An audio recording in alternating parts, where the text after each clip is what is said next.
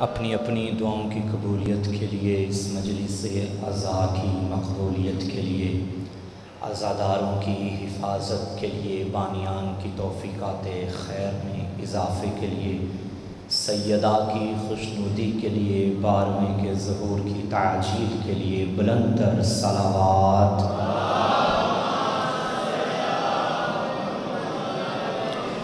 اعوذ باللہ من الشیطان اللعین الرجیم، بسم اللہ الرحمن الرحیم، الحمد للہ رب العالمین، والعاقبۃ للمتقین، والجنۃ للمؤمنین، والنار للمنافقین، الصلاۃ والسلام والتحیۃ والاکرام علی سیدنا سید العرب والعجم، حبیبنا وحبیب قلوبنا، شفیع ذنوبنا، طبیب نفوسنا، ابی القاسم محمد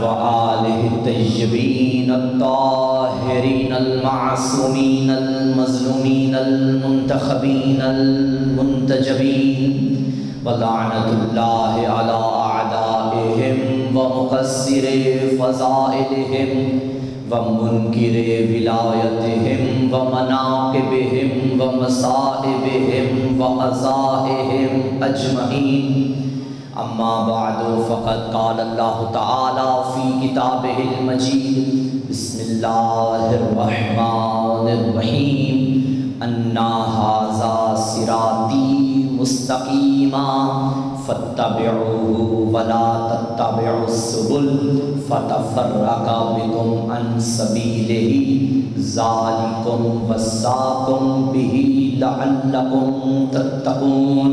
السلام علی الحسین وعلی علی بن الحسین وعلی اولاد الحسین وعلی اصحاب الحسین وعلی اخوات الحسین، اللہم ارزقنا فی الدنیا زیارت الحسین وفی الآخرۃ شفاعت الحسین، واکتبنا من زوار الحسین واجعلنا من الباقین فی عزاء الحسین، صلوات۔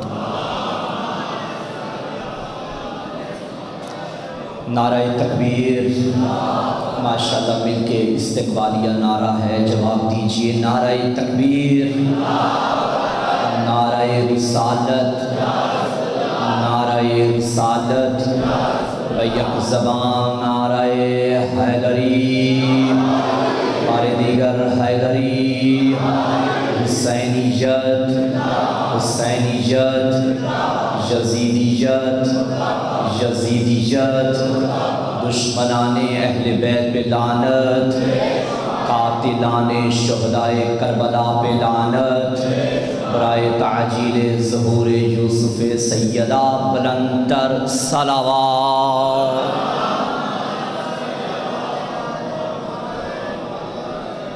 اجازت ہے گفتگو شروع کی جائے تمام احباب کی۔ مجلس حسین ابن علی، جہاں ایک زندہ معجزہ ہے،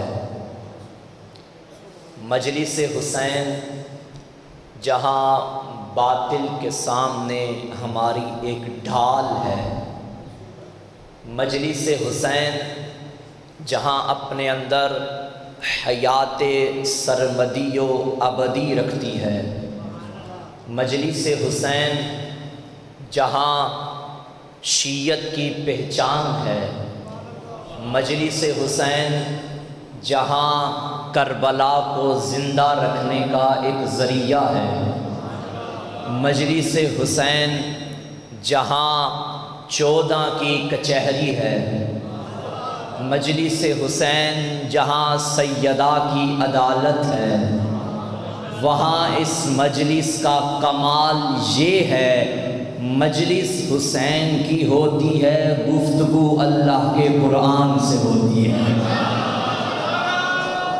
بہت شکریہ قبلہ۔ عشرہ محرم کا آغاز ہو چکا ہے، خدا ساری دنیا میں سلامتی رکھے۔ اس منبر عزا پہ آنے والا ہر ذمہ دار عالم دین یا مجھ جیسا چھوٹا سا طالب علم جب آنے کا ارادہ کرتا ہے، پہلے یہ سوچتا ہے کہ عشرے کے لیے کون سی آیت پڑھوں۔ توجہ رکھیے گا، توجہ رکھیے گا۔ عشرے کے لیے کون سی آیت پڑھوں، قرآن سے کس آیت کو لوں کہ حسین کی مجلس پڑھ سکوں۔ مجلس کے لیے آیت کا انتخاب کرنا اس بات کی دلیل ہے 14 صدیاں پہلے نوکے سنا پہ حسین نے قرآن پڑھا تھا، اب قیامت تک قرآن حسین پڑھ رہا ہے۔ جیو، بہت شکریہ۔ ایسا رشتہ ہے حسین اور قرآن کا، مجلس نامکمل ہے حسین کی جب تک اللہ کا قرآن نہ ہو۔ شہید محسن نقوی کے اللہ درجات بلند کرے، ممکن نہیں کسی سے عداوت حسین کی، سانسوں میں بٹ رہی ہے سخاوت حسین کی۔ بازار کے ہجوم سے کہہ دو کہ چپ رہے، قرآن کر رہا ہے تلاوت حسین کی، قرآن کر رہا ہے۔ ماشاءاللہ ماشاءاللہ۔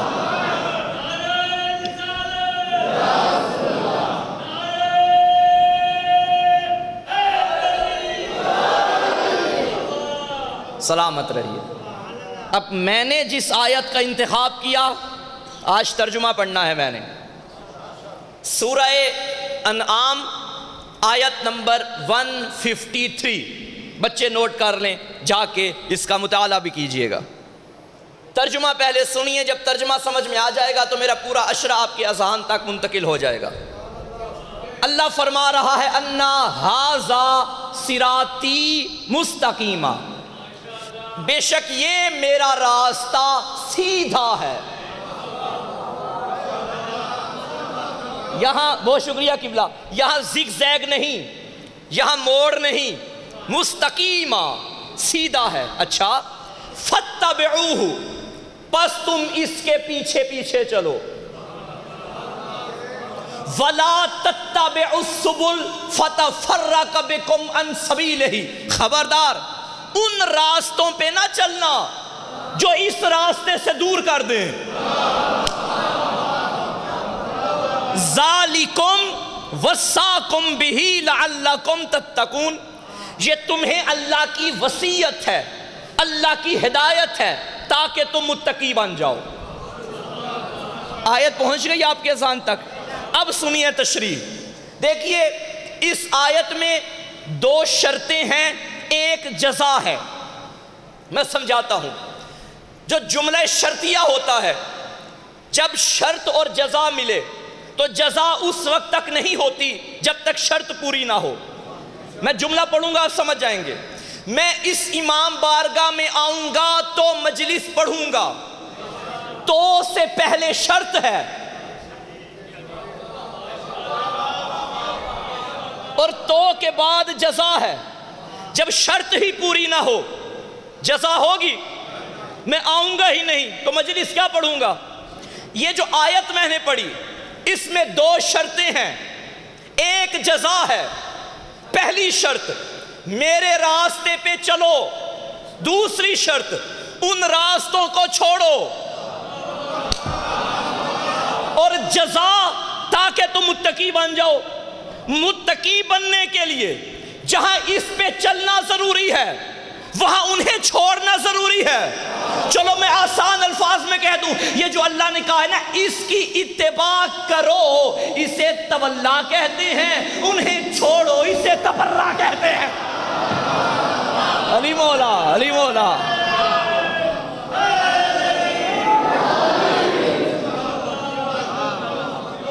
اب ہم کیا کریں؟ ہمارا تو ارادہ ہی نہیں تھا یہ بحث چھیڑنے کا، قرآن نے ہی تولا اور تبرہ کو اکٹھا کر دیا۔ متقی بننے کے لیے تولا بھی واجب ہے، تبرہ بھی واجب ہے۔ یہ آئے متقی بننے، بہت شکریہ، آپ دعا فرمائیے گا متقی بننے کے لیے۔ اس راستے پہ چلنا ہے، ان راستوں کو چھوڑنا ہے۔ اللہ اکبر، صلوات پڑھیں بآواز بلند مل کے۔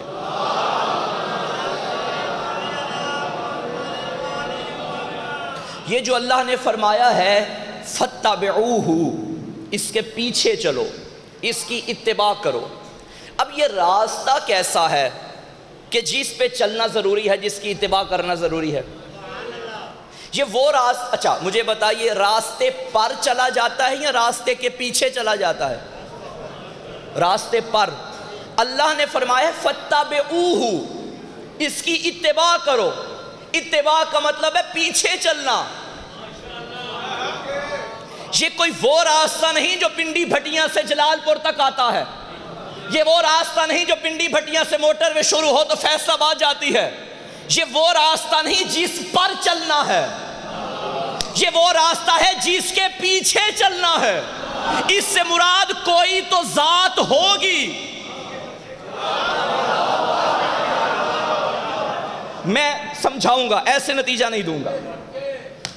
آپ مجھے بتائیے، آپ کو اللہ سے محبت ہے؟ سب کو ہے، اور آپ ماشاءاللہ اس محبت کا اظہار بھی کرتے ہیں، کبھی نماز کی صورت میں، کبھی روزے کی صورت میں، کبھی حج کی صورت میں۔ یہ اظہار محبت ہو رہا ہے۔ کیا آج تک کسی کو آگے سے جواب آیا کہ اے بندہ تو مجھ سے محبت کرتا ہے، میں بھی تجھ سے محبت کرتا ہوں؟ جواب آیا؟ یہ تو زیادتی ہو گئی نا۔ یہ حقیقت ہے، حدیث قدسی میں اس نے فرمایا کہ میں اپنے بندے سے 70 ماؤں سے زیادہ محبت کرتا ہوں۔ یہ بات اپنی جگہ مسلم، لیکن جس طرح ہم اظہار کر رہے ہیں، اللہ مثلا میں اس جملے سے اظہار کرتا ہوں، اے اللہ مجھے تجھ سے محبت ہے، آگے سے جواب نہیں آ رہا، بھائی اظہار محبت ہو جوانوں اور آگے سے جواب نہ آئے، دل تو ٹوٹ جاتا ہے نا۔ محبت دو طرفہ ہو تو مزہ آتا ہے، یک طرفہ ہو تو محبت کیسی؟ محبت بحر طوفانی ہے جو منزل نہیں رکھتا، محبت دشت بے پایاں ہے جو منزل نہیں رکھتا، محبت ایک بگولا ہے جو دشت دل سے اٹھتا ہے، محبت پردہ محمل ہے جو مشکل سے اٹھتا ہے، محبت کیمیاء ہے کربلا کی خاک میں ڈھونڈو، محبت عقل کل ہے اسے افلاک میں ڈھونڈو، محبت معنیوں الفاظ میں سمجھائی نہیں جاتی، یہ وہ نازک حقیقت ہے جو بتائی نہیں جاتی۔ محبت کون جانے کہ محبت کیا ہے؟ میرا اللہ یہ بندے تیری بارگاہ میں بیٹھے ہیں، ہمیں تجھ سے محبت، آگے سے تیرا جواب نہیں آ رہا، ہم کیا کریں؟ آواز آئے گی، اگر میرا جواب نہ آئے تو بندے کا دل ٹوٹ جائے گا، میں تو اس سے بڑی محبت کرتا ہوں، میں نے جواب دیا ہے، قرآن پڑھو۔ جب ہم نے قرآن پڑھا تو اللہ کا جواب آ گیا، اب میں نے اتباع سے تلاش کرنا ہے، صراط مستقیم کیا ہے؟ اتباع۔ اللہ نے فرمایا قل ان کنتم تحبون اللہ فاتبعونی یحببکم اللہ، اے حبیب ان سے کہہ دو اگر تم اللہ سے محبت کرتے ہو میرے پیچھے چلو، اللہ بھی تم سے محبت کرے گا۔ اب پتا چلا اتباع کیا ہے؟ علی مولا جیو، یہ مجلس ہے جہاں قرآن پڑھا جاتا ہے۔ کون کہتا ہے کہ شیعہ قرآن نہیں مانتے؟ یہ مجلس ہے جہاں قرآن سنا جاتا ہے، سمجھا جاتا ہے، پڑھا جاتا ہے۔ اب اس آیت میں بھی ایک شرط ہے، ایک جزا ہے، مشکل بات تو نہیں ہے۔ اگر تم اللہ سے محبت کرتے ہو تو میری اتباع کرو، اللہ بھی تم سے محبت کرے گا۔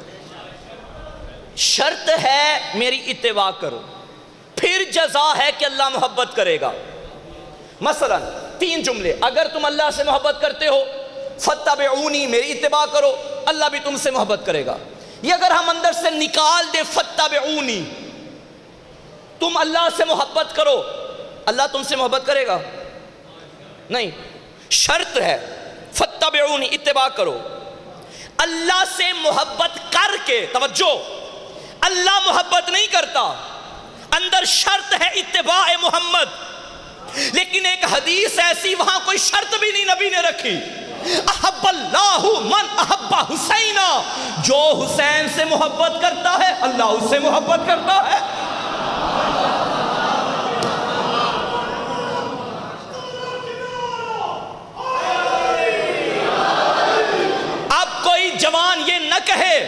کہ مولانا یہ حدیث تو آیت سے ٹکرا رہی ہے، آیت کچھ اور کہہ رہی ہے، حدیث کچھ اور کہہ رہی ہے، اور جب حدیث قرآن سے ٹکرائے وہ تو حدیث ہی نہیں ہوتی۔ بھائی جواب دے کے جاؤں گا، میں بھاگنے والوں کی اولاد میں سے ہوں نہیں، سید زادہ ہوں، خون علی و بطول میری رگوں میں ہے، حیدر کرار کا فرزند ہوں، حیدر کرار کی سیرت پہ چلنے والا ہوں۔ اللہ نے کیا فرمایا؟ میں محبت تب کروں گا جب تم محمد کی اتباع کرو گے، اور نبی نے کیا کہا؟ جو حسین سے محبت کرے گا اللہ اس سے، اور بھائی حسین کی محبت ہی تو اتباع محمد ہے، یہی تو اتباع محمد ہے۔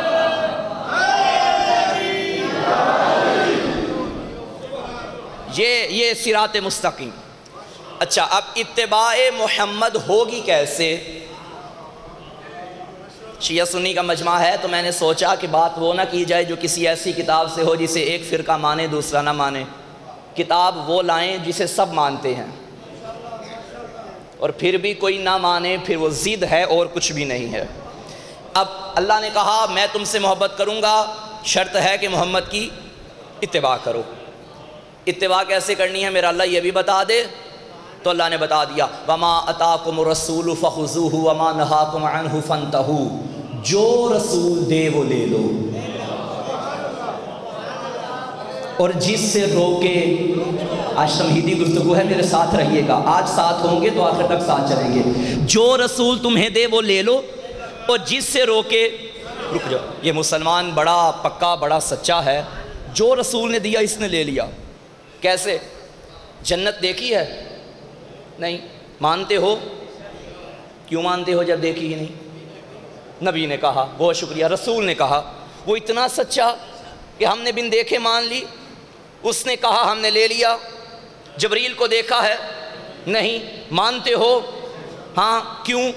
رسول نے کہا کہ ہے، وہ اتنا سچا، اللہ نے کہا تھا نا جو دے وہ لے لو۔ چلو سب کچھ چھوڑو، اللہ کو دیکھا ہے؟ آپ کے کسی رشتہ دار نے دیکھا ہو، کسی نے گواہی دی ہو کہ مجھے نظر آیا ہے وہ ہے؟ بھئی یہ چاند تھوڑی ہے،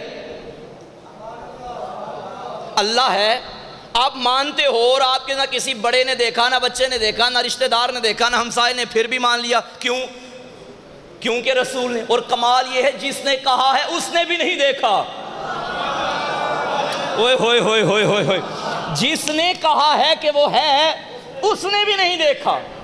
وہ 14 صدیاں پہلے مسجد نبوی کے منبر پہ بیٹھ کے ایک سچے نے کہا کہ وہ ہے۔ یہ 2022 جلال پور بٹیا کے مرکزی امام بارگاہ کے فرش عزا پہ بیٹھ کے ہر شیعہ سنی مان رہا ہے، جب اس نے کہا ہے تو ہے۔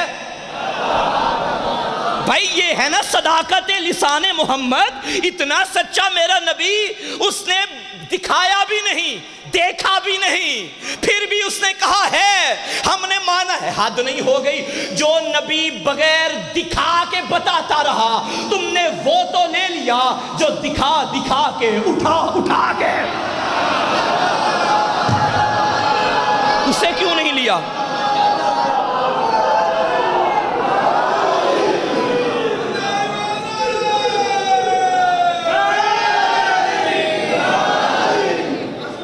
توجہ ہے سامنے محترم؟ جیو۔ اللہ محبت تب کرے گا جب اتباع محمد ہوگی۔ اتباع یعنی جو وہ دے وہ لے لو۔ علی کو علی مولا کہا کرو، اللہ محبت کرے گا۔ سیدہ کو صدیقۃ الکبریٰ مانو، اللہ محبت کرے گا۔ اب جملہ کہہ رہا ہوں، یہ میرا من گھڑت اپنا بنایا جملہ نہیں ہے، میرا جملہ، مگر قرآن کی انہی آیتوں سے نتیجہ نکال کے پیش کر رہا ہوں پوری ذمہ داری سے۔ صرف اللہ اللہ کرنے سے اللہ محبت نہیں کرتا، علی علی بھی کرو تو اللہ محبت کرے گا۔ اللہ محبت تب کرے گا جیو جو رسول دے وہ لے لو۔ یہ ہے اتباع محمد۔ اتباع محمد کا دوسرا نام ہے سنت محمد، یعنی سنت حضور پہ چلنا، یہ اتباع نبی ہے۔ اور اتباع نبی گویا صراط مستقیم کے پیچھے چلنا ہے، اللہ کے راستے کے پیچھے چلنا ہے۔ سنت کسے کہتے ہیں؟ میں نے جب ایام سیدہ میں اندر مجلس پڑھی تھی میں نے سنت کی ڈیفینیشن کی تھی، اسی کی روشنی میں بات آگے بڑھاتا ہوں، جو تب نہیں تھے اب ہیں، میں سمجھا دیتا ہوں۔ ہمارے ہاں اور بھائیوں کے ہاں سنت کی ڈیفینیشن میں ایک فرق ہے۔ ہمارے بھائیوں کے ہاں یہ ہے کہ جو رسول کریں وہ سنت، ہمارے ہاں تعریف اس سے وسیع ہے، جو رسول کریں وہ سنت نہیں، جو معصوم کرے وہ سنت ہے۔ بہت شکریہ جو سمجھ گئے، کیونکہ ہمارے ہاں جس طرح نبی معصوم ہیں ایسے نبی کا جانشین بھی معصوم ہونا چاہیے۔ پہلے محمد کا کرنا بھی سنت، آخری محمد کا کرنا بھی سنت۔ تین چیزیں ہیں جو سنت میں آتی ہیں: قول معصوم، معصوم جو کہیں وہ سنت; فعل معصوم، معصوم جو کریں وہ سنت; تقریر معصوم، معصوم کے سامنے عمل ہو رہا ہو اور وہ منع نہ کریں، سنت۔ یہ میرا موبائل ذرا دیجیے گا۔ میں آج مولانا شبلی نعمانی کی کتاب سیرت النبی سے ایک بات لے کر آیا ہوں، وہ بتانا چاہتا ہوں، نبی کی ایک سنت بتانا چاہتا ہوں۔ جنگ احد میں جب حضور کے چچا حضرت حمزہ سید الشہداء کی شہادت ہو گئی، اس کے بعد ہوا کیا تھا؟ ماتم کو بدعت کہنے والوں سن لو،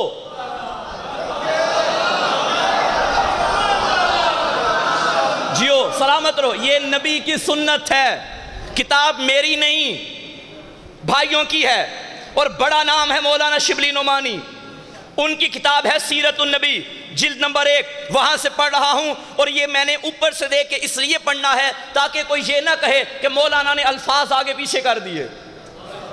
جیسے لکھا ہے من و ان وہی عبارت پڑھوں گا، اور پھر پڑھوں گا نہیں، رکوں گا بھی۔ مولانا شبلی نعمانی لکھتے ہیں، حضرت صلی اللہ علیہ وآلہ وسلم مدینے میں تشریف لائے، حضرت کی شہادت کے بعد مدینے میں تشریف لائے تو تمام مدینہ ماتم قدا تھا۔ نہیں آپ سمجھے نہیں، ماتم قدا کسے کہتے ہیں؟ ہم گھروں کو دولت قدا کیوں کہتے ہیں؟ دولت قدا کا مطلب ہے جہاں بہت زیادہ دولت ہو، ماتم قدا جہاں بہت زیادہ ماتم ہو۔ اچھا، تمام مدینہ ماتم قدا تھا، آپ جس طرف سے گزرتے تھے گھروں سے ماتم کی آوازیں آتی تھیں۔ یہ میں ماتم کر رہا ہوں، آواز آ رہی ہے؟ آ رہی ہے؟ اب آ رہی ہے؟ ہر گھر سے ماتم کی آواز آنا دلیل ہے کہ مدینے کے لوگ زور زور سے کر رہے تھے۔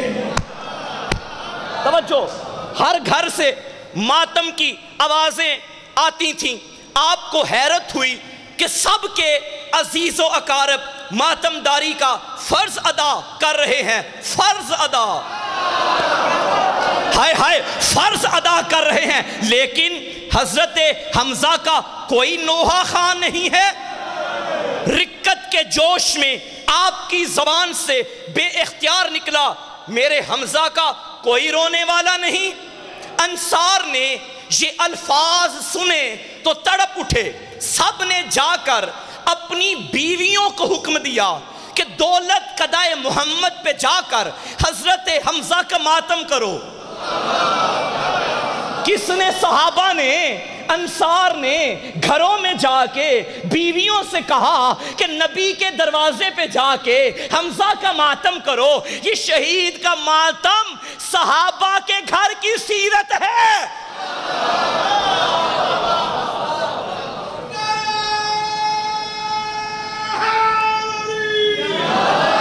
اچھا، جب پردہ نشینان انصار ماتم کرنے لگیں، پھر مولانا شبلی نعمانی لکھتے ہیں، حضرت نے دیکھا تو دروازے پر پردہ نشینان انصار کی بھیڑ تھی اور حمزہ کا ماتم بلند تھا۔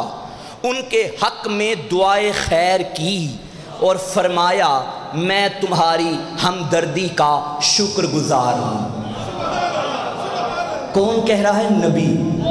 کس کو؟ صحابہ کے گھر والیوں کو۔ کیا؟ میں تمہاری ہمدردی کا شکر گزار ہوں۔ کس کام پہ؟ شہید کا ماتم کرنے پہ۔ پیچھے والوں سمجھو ہمدردی کیا ہوتی ہے، ہمدرد کسے کہتے ہیں؟ ہم نام کون ہوتے ہیں؟ جن کے نام ایک ہوں۔ ہم جماعت کسے کہتے ہیں؟ جن کی جماعت ایک ہو۔ ہم عمر کسے کہتے ہیں؟ جن کی عمر ایک ہو۔ ہم درد کسے کہتے ہیں؟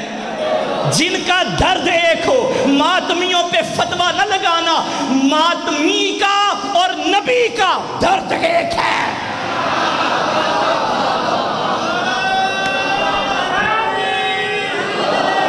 جیو سلامت رہو، بولا آپ کو سلامت رکھیں آپ جیو۔ یہی صراط خدا ہے۔ میرے اشرے کا موضوع ہے صراط خدا بزبان خدا، اللہ کا راستہ اللہ کی زبان سے۔ بہت شکریہ۔ قرآن، بسم اللہ، قرآن سے باہر تو ہم نے جانا نہیں، اور خدا سے ہی پوچھنا ہے کہ خدا کا راستہ کیا ہے۔ اب پھر آئیے اس آیت کی طرف جو ابھی پہنچے، توجہ، آپ کے لیے میں آیت کا تکرار کر رہا ہوں۔ ان ھذا صراطی مستقیما فاتبعوہ، یہ میرا راستہ سیدھا ہے، اس کی اتباع کرو۔ ولا تتبعوا السبل فتفرق بکم عن سبیلہ، خبردار ان راستوں پہ نہ چلنا جو اس راستے سے تمہیں دور کر دیں۔ ذالکم وصاکم بہ لعلکم تتقون، یہ اللہ کی تمہیں وصیت ہے، تمہیں ہدایت ہے تاکہ تم متقی بن جاؤ۔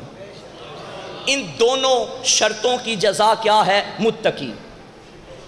متقی کسے کہتے ہیں؟ جس کے اندر تقویٰ ہو۔ تقویٰ کسے کہتے ہیں؟ علماء ماشاءاللہ قبلہ تشریف فرما ہے، خدا سلامت رکھے۔ تقویٰ کی جو علماء نے تعریف کی آئمہ کے فرامین کی روشنی میں، ایک مختصر مگر جامع ایک جملے میں، واجب کوئی چھوٹے نہیں اور کوئی حرام انجام نہ دیا جائے، اسے کہتے ہیں تقویٰ۔ نماز پڑھتا ہو، روزہ رکھتا ہو، حج اگر واجب ہے تو کیا ہو، ٹھیک، زکوٰۃ واجب ہے تو ادا کی ہو، یہ علامتیں ہیں تقویٰ کی۔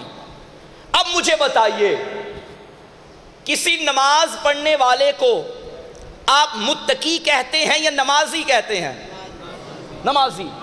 حالانکہ نماز روزے کے بغیر تقویٰ ناممکن ہے، لیکن پھر بھی نماز پڑھنے والے کو سارے نمازی کہیں گے، متقی نہیں کہیں گے۔ جو روزے رکھتا ہو مسلسل، اسے روزہ دار سارے کہتے ہیں، متقی نہیں کہتے۔ ابھی حج کر کے صاحبان آئے، آپ نے انہیں حاجی صاحب کہا، متقی صاحب نہیں کہا۔ تو میرا سوال ہے، جب نمازی کو آپ متقی نہیں کہتے، روزہ دار کو متقی نہیں کہتے، حاجی کو متقی نہیں کہتے، تو متقی کیوں نہیں کہتے؟ ہے کیا پھر متقی؟ آپ کہیں گے مولانا تقویٰ کا تعلق دل سے بھی ہوتا ہے، ظاہر بھی پاک ہو باطن بھی پاک ہو۔ ممکن ہے یہ کعبے کا طواف کر کے آیا ہو مگر اندر سے ابھی بھی گندا ہو،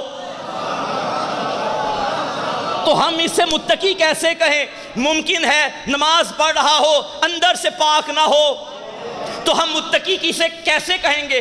تقویٰ کا تعلق دل سے ہے۔ آؤ قرآن کی طرف، اللہ فرما رہا ہے اگر تقویٰ دل سے ہے نا تو پھر سنو، ذالک ومن یعظم شعائر اللہ فانہا من تقوی القلوب، شعائر خدا کا احترام کیا کرو، یہی دلوں کا تقویٰ ہے۔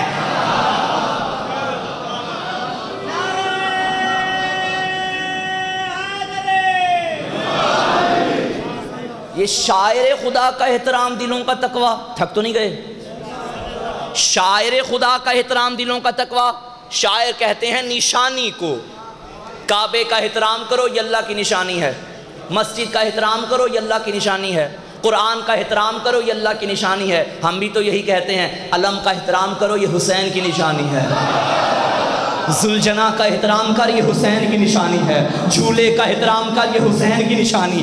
بھائی نشانی اسے کہتے ہیں جسے دیکھ کے اصل یاد آ جائے، جسے دیکھ کے آخری بندے تک توجہ، نشانی وہ ہے جسے دیکھ کے اصل یاد آ جائے۔ ہم علم دیکھتے ہیں ہمیں علمدار یاد آتا ہے، ہم جھولا دیکھتے ہیں بے شیر یاد آتا ہے، تازیہ دیکھتے ہیں کربلا یاد آتی ہے، اسب باوفا ذوالجناح دیکھتے ہیں حسین کا گھوڑا یاد آتا ہے۔ یہ چیزیں ہمیں کربلا تک لے جاتی ہیں، کربلا ہمیں توحید تک لے جاتی ہے۔ یہ مذاق نہیں ہے، یہ مذاق نہیں ہے۔ شاعر حسینی ہی شاعر خدا ہیں۔ تو میرا موضوع کیا؟ سیرات خدا، سیرات حسین ہی سیرات خدا ہے۔ سیرات، یہ کالے کپڑے شاعر حسینی ہیں۔ ایک جملہ بہت عام بولا جاتا ہے لیکن جملہ غلط ہے، معذرت کے ساتھ۔ جملہ یہ کہا جاتا ہے کہ یہ مہینہ لباس بدلنے کا نہیں، کردار بدلنے کا ہے۔ توجہ، میرا ایک کلپ بڑا وائرل ہوا تھا پچھلے سال، میں نے ایک جگہ ایک جملہ کہا تھا، وہ یہ جملہ نہیں، وہ یہ جملہ تھا، صرف لباس بدلنے کا نام محرم نہیں، صرف لباس بدلنے کا نام محرم نہیں، محرم کے ساتھ کردار بھی بدلو۔ یہ ٹھیک ہے، یہ جملہ ٹھیک نہیں کہ لباس بدلنے کا نام محرم نہیں، کردار بدلنے کا نام محرم ہے۔ کردار بدلنے کا مقدمہ ہے لباس بدلنا۔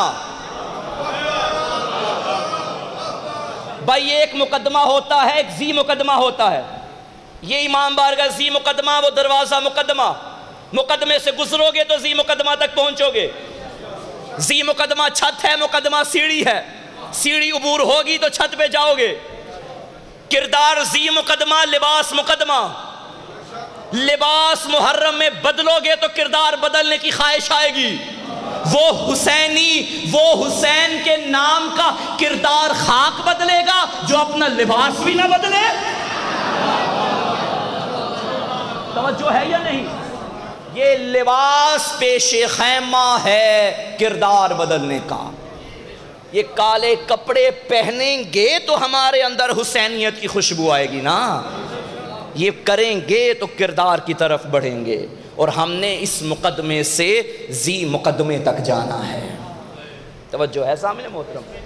تو یہ ہے سیرات خدا بزبان خدا، اور سیرات خدا یعنی سیرات حسین۔ آج ہے یکم محرم، کل نکلا تھا چاند۔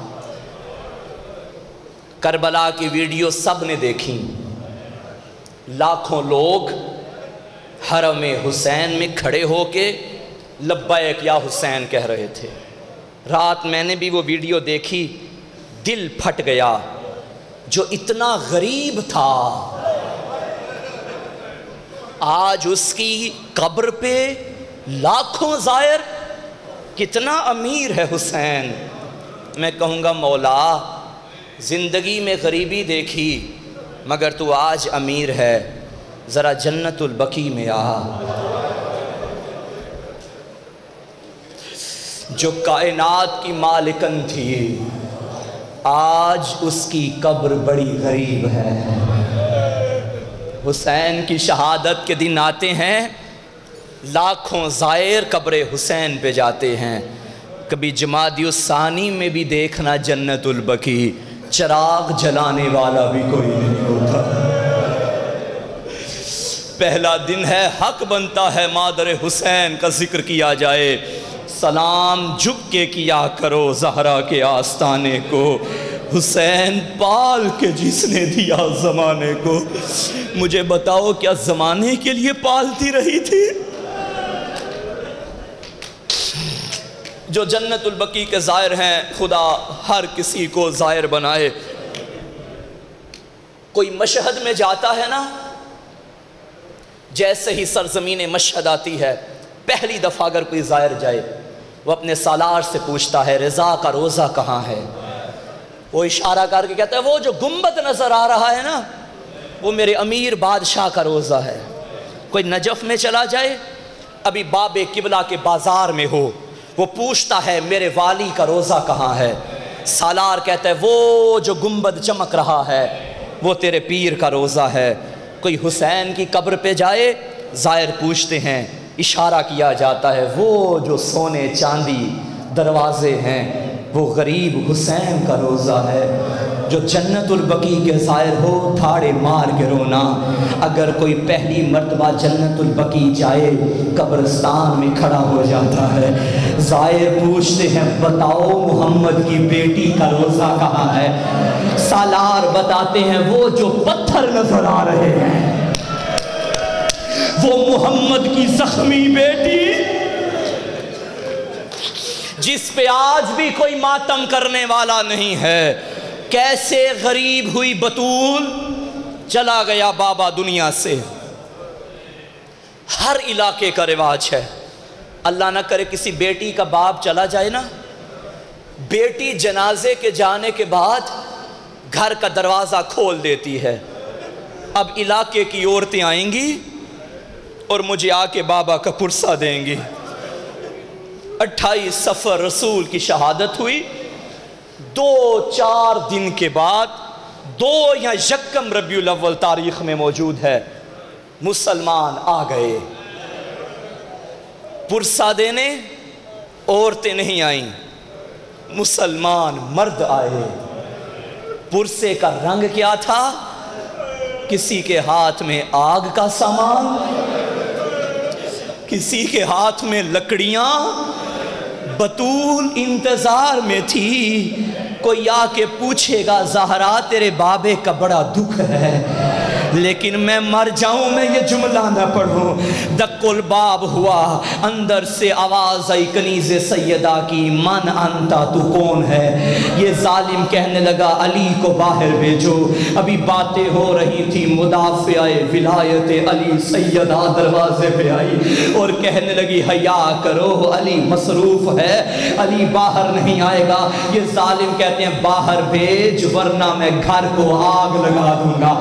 میں نے کتاب میں پڑھا، جب کہا نا گھر کو آگ لگاؤں گا، بطول تڑپ کے کہتی ہے حیا کرو، اس گھر میں میری زینب رہتی ہے، حیا کرو یہاں میرا حسین رہتا۔ ان کے جملے ہیں کتاب کے، میں نے جملے اپنی آنکھوں سے پڑھے۔ ایک ظالم بول کے کہتا ہے وَإِن رہتے ہیں تو رہتے رہیں، ہمیں کوئی غرض نہیں۔ تڑپ گئی محمد کی بیٹی، یا رسول اللہ میں غریب ہو گئی۔ انہوں نے کہا گھر کو آگ لگا دیں گے۔ بطول نے کہا حیا کر، یہ وہ در ہے جہاں میرا بابا رکتا تھا، جہاں جبریل بغیر اجازت کے نہیں آتا تھا۔ عزادارو، میں نے کتاب میں نہ پڑھا ہوتا میں منبر پہ نہ پڑھتا، سید ہوں مجھے معاف کرنا۔ ایک ظالم نے اشارہ کیا دروازے کو ٹھوکر مارو، خالی ٹھوکر نہیں ماری، ایک آگ کا تازیانہ لہرایا گیا، دروازے کو آگ لگی، آگ چلتی چلتی دروازے پہ پھیل گئی، پوچھتے در پہ تھی محمد کی نفیس بیٹی۔ ایک ظالم نے جب پاؤں کی ٹھوکر ماری، ایک طرف دیوار، ایک طرف جلتا دروازہ، درمیان میں 18 سالہ محمد کی بیٹی، ان ظالموں نے مل کے دھکا دیا، آگے اکیلی زہرا۔ ماتم کرو، میں جملہ نہ پڑھوں، قبلہ موجود ہے معاف کرنا، کتابوں میں موجود ہے۔ ان ظالموں نے بس دھکا نہیں دیا، جب دروازہ گر گیا، نیچے سیدہ، اوپر جلتا دروازہ، 40 بندے دوڑتے ہوئے دروازے کے اوپر سے گزرے، آواز آئی جا علی، اور میری پسلیاں ٹوٹ گئی۔ اجرکم علی اللہ، سیدہ تمہارا شمار عزاداروں میں کرے۔ آئے میری پسلیاں ٹوٹ گئی، آئے میرا محسن مارا گیا۔ فضہ بی بی آگے آئی، دروازہ ہٹایا، سیدہ کو اٹھایا، مگر منظر کیا تھا؟ وہ ظالم اندر چلے گئے، میرا علی قرآن اکٹھا کرنے میں مصروف تھا۔ وہ فاتح خیبر آج اللہ جانے کتنا صابر ہے میرا علی۔ ان ظالموں نے علی کے گلے میں رسیاں ڈالی، بی بی فضہ فضا نے جیسے بتایا نا، ہٹایا دروازہ، بی بی نے فرمایا فضا اینا اینا علی، میرا علی کہاں ہے؟ بی بی نے کہا آقا زادی علی مولا کے گلے میں رسیاں پڑ گئی، خدا جانتا ہے زہرا تو پسلیاں بھول گئی، محسن بھول گیا۔ علی کی عبا میں ہاتھ ڈال کے کہنے لگی خلو ابن امی، میرے علی کو چھوڑ دو ورنہ میں بابا کی قبر پہ بال کھول کے مجھے معاف کرنا آزادارو۔ علی کی عبا میں سیدہ کا ہاتھ، ان ظالموں نے ہاتھ چھڑوایا۔ کیسے چھڑوایا؟ جن ہاتھوں پہ رسول بوسے دیتے تھے یہ چھڑوا رہے ہیں، زہرا نہیں چھوڑ رہی۔ ایک ظالم نے پشت سے تازیانہ نکالا، محمد کے بعد آل محمد پہ یہ پہلا تازیانہ تھا جو سیدہ کے ہاتھوں پہ لگا، ہاتھ زخمی ہوا، اب دوسرا ہاتھ ڈالا، اس نے دوسرا تازیانہ مارا، اب آگے آگے کھڑی ہو گئی۔ میرے اندر ہمت نہیں میں جملہ پڑھوں، ایک ظالم نے ایسا سلوک کیا بطول منہ کے بھل زمین۔